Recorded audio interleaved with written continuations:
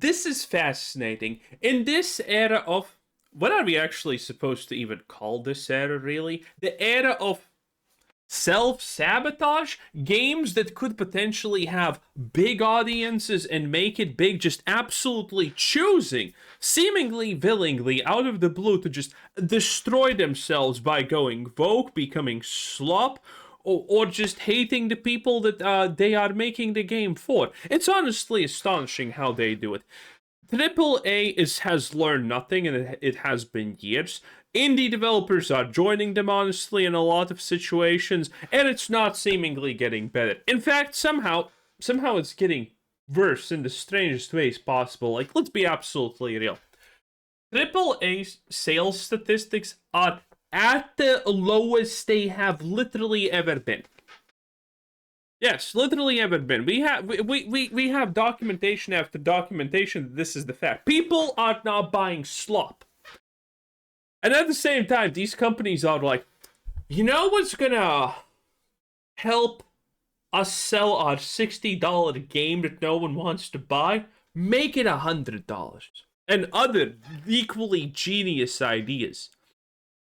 It's like this industry is just trying to get itself replaced. Now, granted, I, for one, am happy with the idea that Blizzard, Bethesda, Ubisoft, BioWare, and so many other companies are gonna forcibly become dodos and go extinct.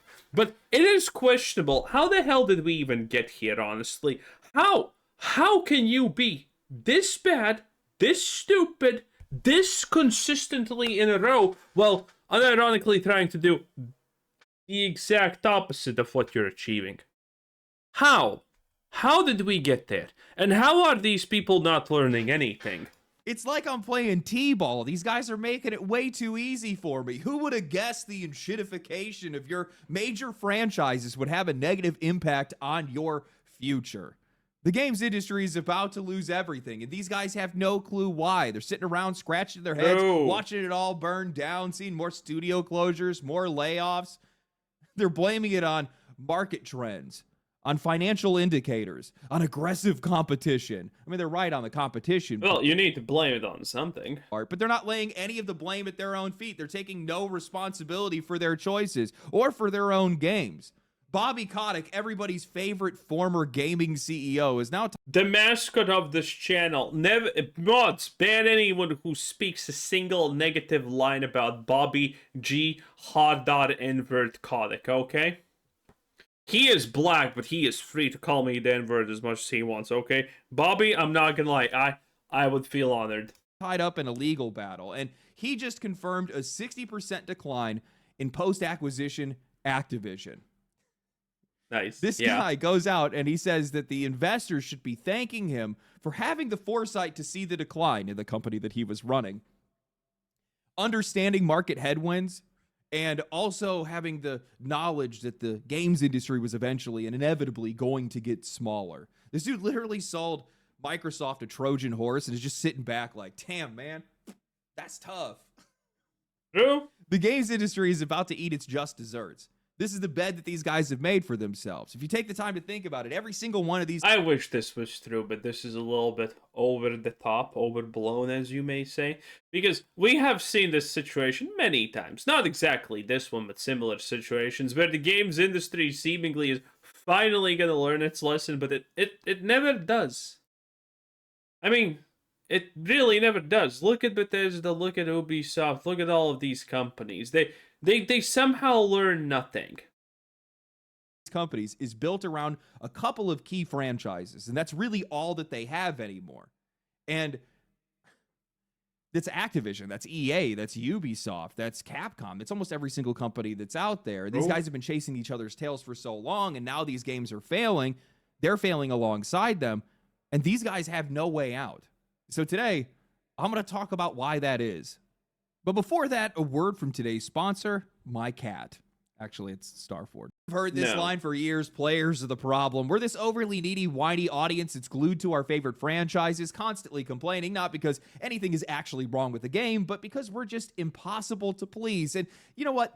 I'll give them this. There's some truth to that. There's always that crowd that just can't pull themselves away from a single game. Their entire taste profile is about as deep as a puddle, but that's not most players, and that's definitely not most criticism. More often than not, those complaints for a lot of these long-running franchises are painfully consistent. It's performance, identity, direction, the same things year after year, and publishers either just ignore it outright, convincing themselves that the players just don't know what they're talking about. They'll pretend that every single change that they make is actually secretly brilliant because it's helping their bottom line, or worse off, This is actually so true and on point. I have been complaining about this forever. And this complaint especially hits hard with Blizzard. If you play World of Warcraft, if you play Diablo, well, played, no one plays it now, but if you have played these games, you probably can recognize this scenario. Blizzard comes out with a patch, and you're like, oh, finally, the patch. It's gonna fix all of these issues that everyone has been complaining for the past little month. And Blizzard fixes none of those issues. And they rebalance, rescale something that no one literally cared about and no one wanted them to do. And they're like, we did good, didn't we? We did good, didn't we? We got this one, didn't we? Oh boy, we did good. We did real good here. Yes, here's your model train. Minecraft now. In any case, that's the situation that we're pretty much in. These absolutely useless mouth breathers in a lot of companies are fixing things that no one asks them to do. They're not fixing anything that matters. They're not actually looking at the things that people care about. But they're coming out and fixing things that no one asked in ways that no one likes. Like, why? And again, Blizzard is Diablo 4, I think, is a great example. There have been so many situations where people are like, this needs to be fixed, this is trash. And Blizzard's like, oh, we heard you. Here, now this mob has twice the HP. Where's my model train reward? Oh, those autistic creatures. they just don't care at all because the money keeps coming and they think that it always will. And oh, have things changed? That money has finally slowed. The cracks started to spread, and the disaster they swore would never happen is now unfolding in slow motion, long enough for the players to enjoy being right, and also long enough for these companies to feel every single mistake they refuse to own. Oh, that was Mind's Eye. One of the clearest warning signs that we've had recently is the outright failure of Call of Duty. Player numbers have been sliding for years. Interest in the franchise has steadily started to dry up online. And with the release of Black Ops 7, we've hit what is easily the lowest point in the franchise's history. Now, I ran the numbers back when Black Ops 7... God, Black Ops 7 was so cool. Remember when the woman did the Captain America pose? She's so cool and strong. I wish I was as strong as a woman. Launch Black Ops 6 opened up to around 315,000 concurrent players on Steam. Black Ops 7 barely cracked 100,000 players. That's nearly a 70% Yeah, we looked at this. This was insanely bad. decline right out of the gate. Stack that on... Wait. He just said numbers. We always need to check. Legendary drops numbers because I don't remember the last time he had a percent, right? So here we're comparing 315,000 to... Black Ops 7 barely cracked 100,000 players. That's nearly a 70% decline. That is not nearly a 70% decline. That's actually less than 66%. Oof. Yeah, that's less than 66%, in fact. That is 62-point-something%. Again, Legendary's drops numbers are amazing. I'm pretty sure he just kind of spits out the random number. It's hilarious when he does numbers. Right out of the gate, stack that on top of reports from the UK showing a 61% decline in physical sales, and I thought it was obvious. This franchise has roughly... Yeah, you see? Lost nearly 60% of its audience in a single year. Now, I gotta take a quick victory lap here because I had a lot of people that were telling me that I was wrong. I had people making videos about me, tweeting about me, Steam. Who the hell said that anyone was wrong about this? I don't know. Dude, How are these people getting this magical hate? I'm sitting here literally begging for someone to hate on me. Make a negative video, make a negative tweet about me. What do I get? Nothing. Zero. I'm sitting here and waiting for my chance to be hated, but no one does. Well, what the hell? Why? Isn't everything they would say. And now I have one of the biggest gaming executives in this industry's history coming out and saying the exact same thing under oath. In an article from IGN titled "Bobby Kotick Claims Activision, Call of Duty, and Consoles Are Doing So Poorly It Proves He Was Right to Sell Activision Blizzard to Microsoft for $69 billion. Shots fired.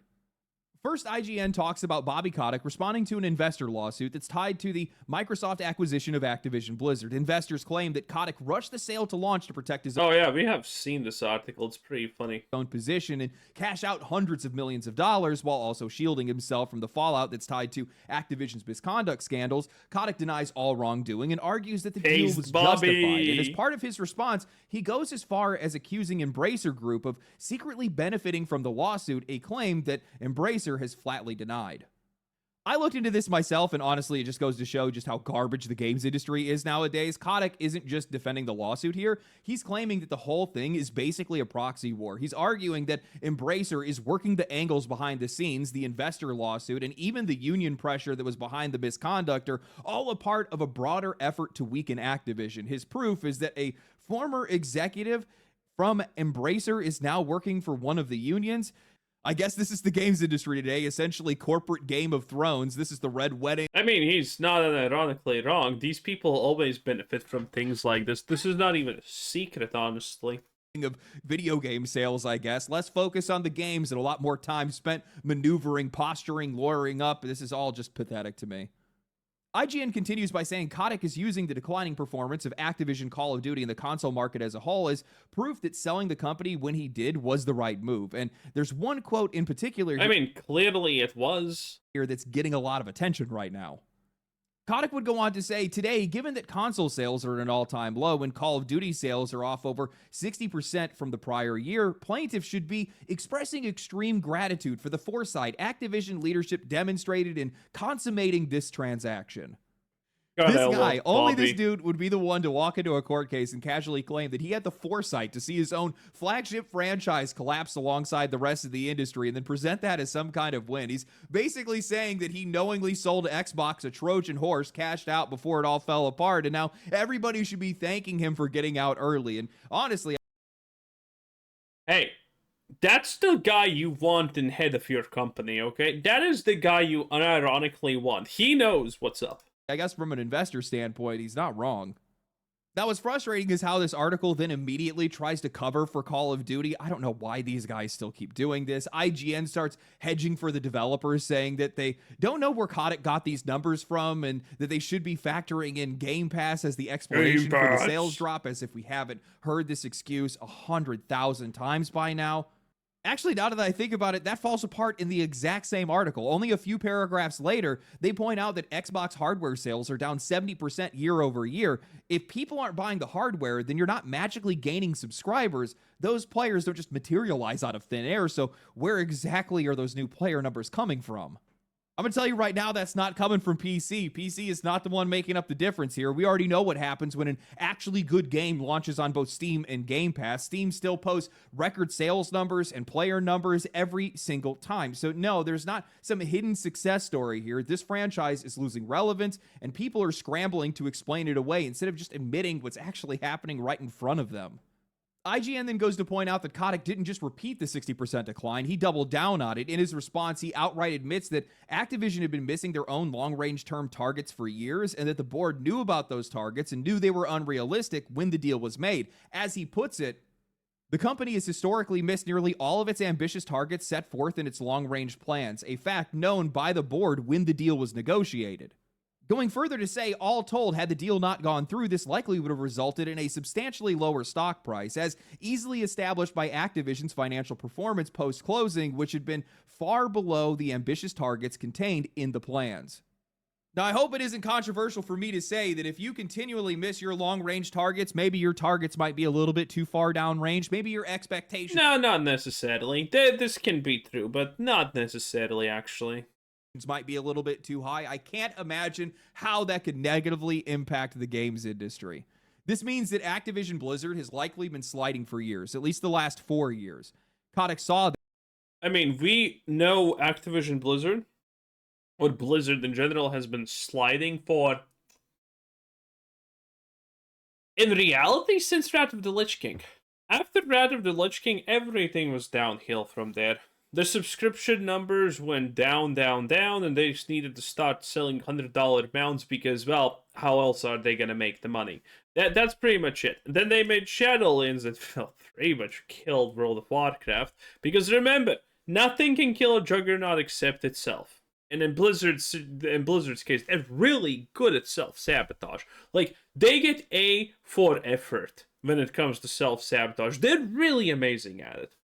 He knew that, and he took advantage of an overvalued moment for the company, and he got out. Not a huge fan of the guy, but it's definitely a gangster move, and I gotta respect it. But this is what executives do. This is what happens when the games don't matter, the product doesn't matter, the players don't matter. The only thing that matters is how good you look from the outside look. And this is what the legendary drops will never mention. It's wokeness. All of this is caused by wokeness at the end of the day. Bobby Kotick has no idea what games he's even selling. He maybe knows the names. He has no idea what's actually happening in them.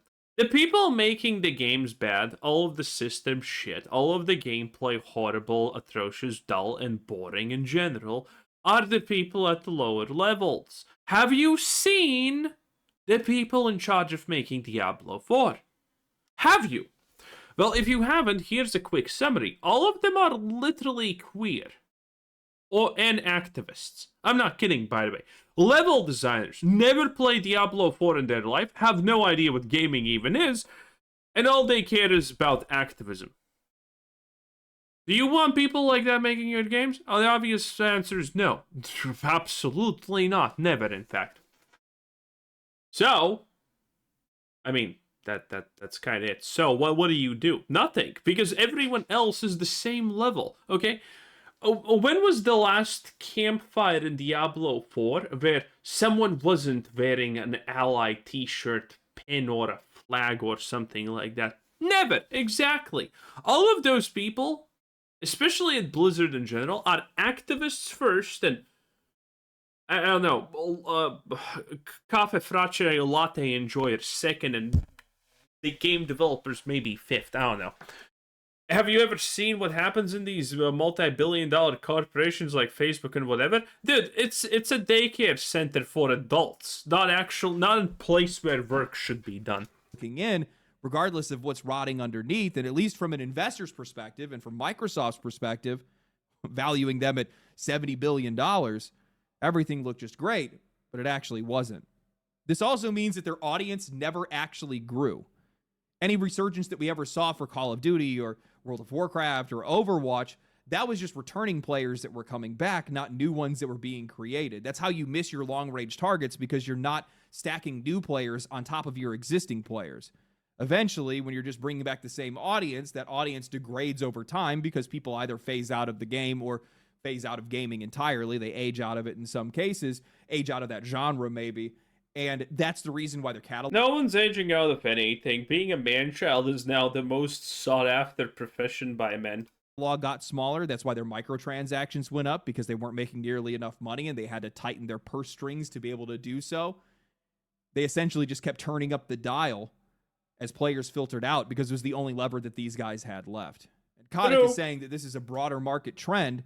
He saw the headwind shifting and he got out. This is the collapse that we're seeing in the games industry right now. Companies that started off strong, they had franchises that meant something, but over time, developers got replaced with bachelor's degrees in business. The players got replaced with shareholders, and the game stopped being about something that you were building, and instead they became something that you were just trying to profit from. Strip it down, sell it off, move on to the next one, repeat over and over and over again. And when you start to think about that pattern, you start to see it across the entire industry. So right now we're watching a shift that's happening across the entire industry. The old guard, the companies used to dominate every conversation, and also our wallets are losing relevance fast, and new leaders are now taking their place. We're moving away from Xbox, Sony, EA, Activision, Ubisoft, and now towards From Software, Larian, Sandfall, Grinding Gear Games, Embark, people like that. And the reason this is happening right now is pretty simple. The way that AAA has been running is completely at odds with how the games industry actually works. Something that we haven't really ever taken the time to talk about on this channel is games fail constantly, way more than they ever succeed. Steam's own revenue distribution shows that out of the tens of thousands of games that we see released every single year, nearly 70% of them make less than $1,000. Around 40% of them don't even recoup the $100 publishing fee just to get listed. Only about 5% of them sell between 10 and 50,000 copies, and only 2% of them, actually just under 2% of them, actually clear 100,000 copies sold.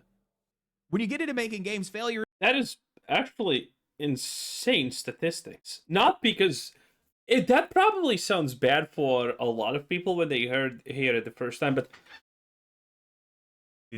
do you know how many games are made in a year and published on Steam? Something like 30,000.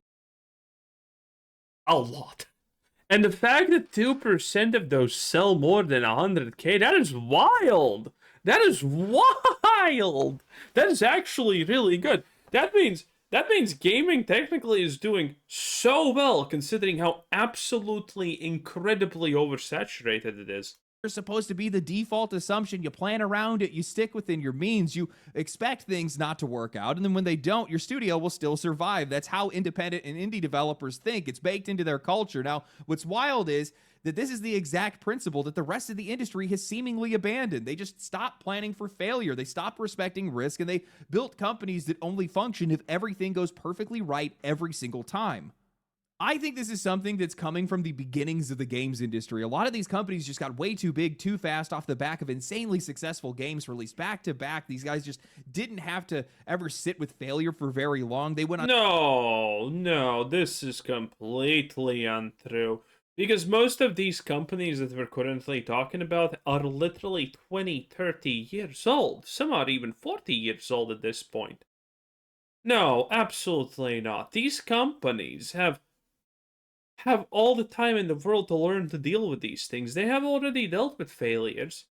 Now is just a different time and they kind of suck. And that's just the baseline. Legendary runs, but once that success hit, they ended up corporatizing. They brought in a lot of middle management after their companies exploded, and they started adding layers. And suddenly you have more people whose job it was not to make games, but instead to manage their growth, protect their revenue, and keep their shareholders happy. That shift made these companies increasingly dependent on predictable success. Massive franchises essentially just became their safety net, and for a long time that ended up working for a lot of these companies because the industry was a lot smaller. There were a lot fewer games, and there really weren't a lot of games that were being made outside of the umbrella of AAA. EA had a lot of its sports games and its Battlefield and its Dragon Age. Activision had Call of Duty. Xbox had Halo, Gears, Fable. Ubisoft had Assassin's Creed, Far Cry, and the Tom Clancy lineup. These were their pillars, but the bigger these companies got, the heavier they leaned on those pillars, and they made them fragile. Next thing you know, the reliance that they had wasn't just increasing their risk, it was slowly hollowing out the games that they kept making.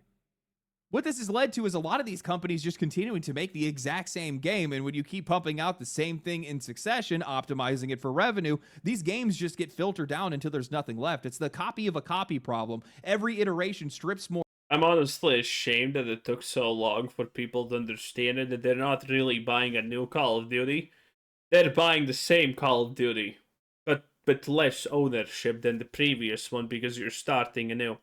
Call of Duty and so many games like it essentially are just paradoxical new seasons where you're supposed to start a new character. That's it. That's what this is. But instead of a new season, they're just like, hey, here's a whole new game where you can, buy it for $100, and now you need to rebuy all the microtransactions. Aren't you happy, Chud? That's how this works. And the funny part about this, in my honest opinion, is the fact that everyone saw it for shit like, FIFA, Madden, and all of the sports games. That it's literally just the same thing, zero innovation, zero improvement. it kind of just gets worse, like the Bethesda model. And every year they just pump out a new one so people can waste money on it. And this has been always the same thing. People just didn't notice it. It's kind of shameful that it took so long for so many people to notice this problem, but hey. Or out until you're just left with the shape and none of the It's better that you know. It's better late than never. substance. I don't know if any of you guys have seen this right now, but a lot of people are talking about Black Ops 2 maps and Black Ops 7, showing that they're the same layouts, the same name, and somehow all of the personality is gone. Everything looks washed out, sterile, corporate. People are putting up screenshots side by side. Yeah, it's actually insane. It's actually insane. Did you know that this is the old one, but this is just so much better. There's so much more, well, soul and everything here, but here it's like just, it's fucking bad. Sterile, corporate. People are here, though, I know that this is the old one, but I mean, it's visibly better, but it's not that much better, honestly. But this is like, how do you fail this much? Like, yeah, because when you put it side by side, you know that one is. How do you make it soulless? How do these people make it so soulless? It's like almost it's like they're challenging themselves. putting up screenshots side by side saying Black Ops 7 on my $7,500 gaming PC versus Black Ops 2 on my $30 Xbox 360 from 2010. And these guys are right. It looks like garbage. It looks like an imitation of what they used to be. And this is what it looks like when value is stripped out of these games because the game itself just isn't the focus anymore. Activision now is probably the clearest example we have outside of Ubisoft. They didn't always look like this. Their games used to have a ton of personality. They used to be some of the most original in the entire industry. They used to have a huge back catalog, a broad catalog of games. They helped publish and market smaller games. They took big swings, but as the company grew, middle management ballooned, public investment became the priority, stability mattered way more than their range, and Call of Duty became the only What is this abomination, by the way? priority, stability mattered way more. Like, what is this? What in God names is this? So it's a robot, but it's kind of a tank, and it has rails, but it also for some reason has legs, but it has rails on its legs. So what is the point of the legs if you're just gonna put the rails on the legs? And what is the point of the rails if it's gonna have legs? Like, how does this even make sense? Like, who fucking came up with this? More than their range, and Call of Duty became the only anchor they had that was able to hold everything together. For a long time, Call of Duty was big enough to absorb failure. A game could miss, another one could underperform, and it really didn't matter that much. But when you're a publicly traded company, growth is never enough, and it's not an option to ignore. You are obligated to keep pushing it. So yeah, this is like, did you watch Stranger Things? Did you like Stranger Things? No, I didn't. Thank you. more money gets poured into the safest thing that they have on the board, risk gets avoided, other IP gets tossed aside, studios get repurposed, and before you know it, nearly every single team they have is funneling and feeding into the same franchise. That's how Activision ended up abandoning almost all of its IP in just a few years. It's how Blizzard slowly collapsed inward on itself, funneling nearly everything into World of Warcraft, Diablo, and Overwatch, and these... Well, it would have been smart if they didn't fuck it up that badly. Anyway, Legendary drops 10 out of 10. Bye!